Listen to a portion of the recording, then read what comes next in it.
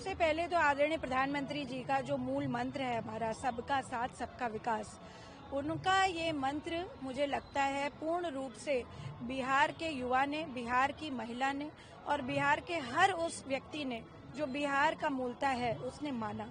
क्योंकि जो है मैं समझती हूँ बिहार को रोजगार चाहिए था, बिहार को पक्के मकान चाहिए, बिहार को जो है डेवलपमेंट विकास चाहिए और वो नहीं चाहते थे कि उनका हाल फिर वही हाशिए पे आ जाए। इतने इंटेलेक्चुअल्स हमारे बिहार स्टेट ने दिए हैं।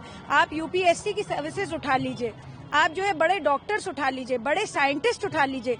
विदेशों में बिहार के जो लोग हैं वो बहुत अच्छी तरह से पोजीशन्ड है। क्यों उनको विदेश पलायन करना पड़ा? क्यों युवा हमारा बिहार छोड़ करके अन्य भारतीय स्टेट्स में भी गया, विदेश में भी गया? क्यों ऐसा करना पड़ा उसको? तो ये जब तक एनडीए की सरकार नहीं बनी थी, वहां पर जो है ये रजद और कांग्रेस की जब तक सरकार थी, वहां पर गहरा अंधेरा था। और मुझे लगता है आदरणीय प्रधानमंत्री जी ने एक सूर्य के प्रकाश का काम किया है वहां पर। एनडीए की पहली बार जब गवर्नमेंट बनी तो शायद 50 साल पहले जो हो जाना चाहिए था वो अब जा करके हुआ। तो डेफिनेटली मुझे लगता है समस्त लोग, पूरी पॉपुलेशन बिहार का वोट परसेंटेज बढ़ा है, आप चेक करवा सकते हैं। और जो लोग कह रहे हैं एसआईआर की रिपोर्ट से ये होगा वो होगा, वोट में ऐसा हुआ, तो भाई अगर वोट चोरी करी तो वोट कैसे बढ़ गए? तो उनको समझना चाहिए कि Bihar has voted for development. Bihar में आदरणीय प्रधानमंत्री जी के मंत्र पे वोट हुआ, तो ये बात हमारे लिए गौर फरमाने वाली है। और देवतुल्य कार्यकर्ताओं को, केंद्रीय लीडरशिप को बहुत बहुत धन्यवाद देती हूँ मैं, और समस्त हमारे बीजेपी पार्टी को, समस्त लोगों को बहुत बहुत आभार व्यक्त करती हूँ कि बहुत मेहनत काम आई, समस्त वोटरों को कि आपने डेवलपमेंट का रास्ता चुना। जी ईवीएम से हट करके एसआईआर को लेकर के मुद्दा उठाया गया क्योंकि कहा गया कि एसआईआर ने इसमें बड़ा खेला किया। मैं समझती हूँ, देखिए ये तो वो वाली बात हो गई। एक बड़ा फेमस गीत है, कुछ तो लोग कहेंगे, लोगों का काम है कहना। तो जैसे हाफ ईयरली होता है, उसमें बच्चे कुछ अच्छा नहीं कर पाते हैं तो कहते हैं हम सब फाइनल में अच्छा करके दिखाएंगे। तो मैं बता दूं आपको, हम लोग क्लास अहेड जो है वो काम कर रहे हैं। और अपना जो रिवीजन है बीजेपी का, हम लोग लगातार जो है 365 दिन, अपर्णा यादव पहले भी बोल चुकी है, 365 दिन हम फील्ड में रहते हैं। और समस्त लोगों को केंद्रीय लीडरशिप से ये बात कही गई है कि आपकी प्रतिबद्धता बनती है कि लोगों की समस्याएं सुने, लोगों के जो है रोज का एक तालमेल रखें, जिससे आपकी जो उनकी वार्ता है वो कभी टूटे ना, संवाद कभी ब्रेक ना हो। और मैं समझती हूँ बीजेपी के इस मूलभूत चीज ने बहुत रंग लेके आया है। और वहाँ पे अटल जी की वो फेमस पंक्तियां हैं कि भाई अंधेरा छटेगा, सूरज उगेगा और कमल खिलेगा, और कमल खिला। और डेफिनेटली बिहार में बहुत कीचड़ हो गया था तो कमल तो खिलना ही था वहाँ पे।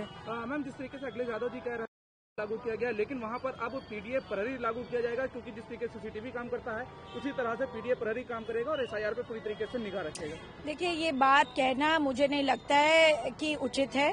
पहली बात, एसआईआर की जो रिपोर्ट है वो इलेक्शन कमीशन यही तो कर रहा है ना कि जो लोग हैं नहीं अब इस दुनिया में, उन जिनका स्वर्गावास हो गया है, जिनके जो है अब कोई नामो निशान नहीं है इस धरती पर, उनके भी वोट पड़ रहे हैं। कैसे पड़ रहे हैं? तो इस पे तो कोई गलत बात नहीं है अगर इलेक्शन कमीशन ये काम कर रहा है। दूसरी बात, जो लोग हमारे देश के नागरिक ही नहीं है उनको कोई अधिकार कैसे बनता है?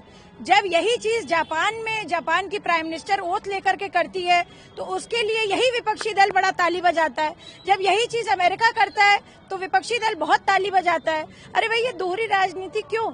हमारे देश में कुछ और खंड खंड करने के लिए और अखंड भारत सपना जो हमारे आदरणीय प्रधानमंत्री जी ने देख रखा है, श्री नरेंद्र मोदी जी ने, उसके लिए आप जो है इस प्रकार की बात करते क्योंकि वो आपके पार्टी के नहीं है। तो हम तो अपने प्रधानमंत्री जी की इस बात के लिए भी तारीफ करेंगे कि आदरणीय सरदार पटेल जी का उन्होंने इतना बड़ा जो है यूनिटी मार्च, एकता के लिए मार्च, आत्मनिर्भर भारत पे संवाद रखवाए जगह जगह पे।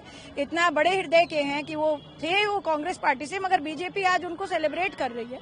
तो ये बहुत बड़ा बात है। देखिए, चिंतन से हमारी पॉलिटिक्स, देश का लोकतंत्र जो है हमारे भारत का बहुत बड़ा है। और हमारा लोकतंत्र ऐसा नहीं कि देश जो है एक छोटी इकाई है। तो मैं समझती हूँ कि ये सारी बातें जो है बड़ी गौण हो जाती हैं और वोट परसेंटेज बिहार में बढ़ा है।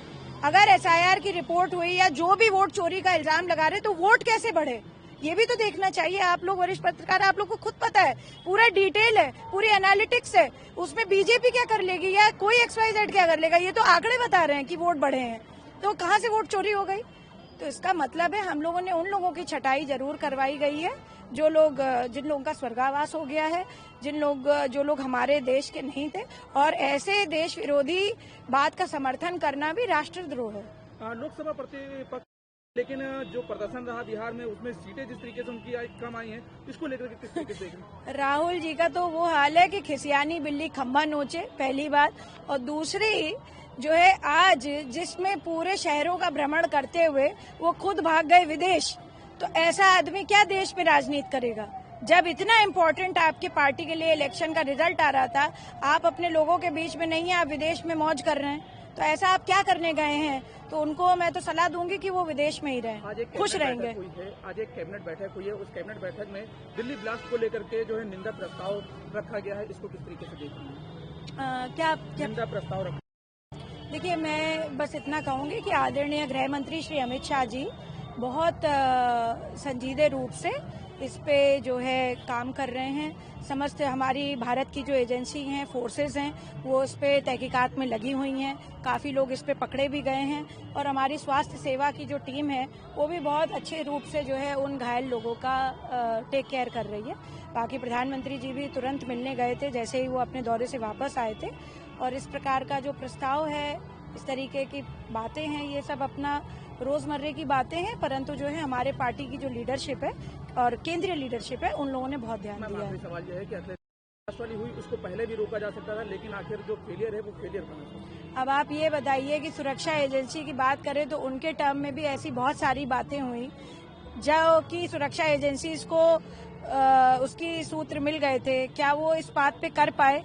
तो मैं तो बोलूंगी कि इस तरीके की बयानबाजी से जो है किसी का कोई लाभ नहीं होना चाहिए।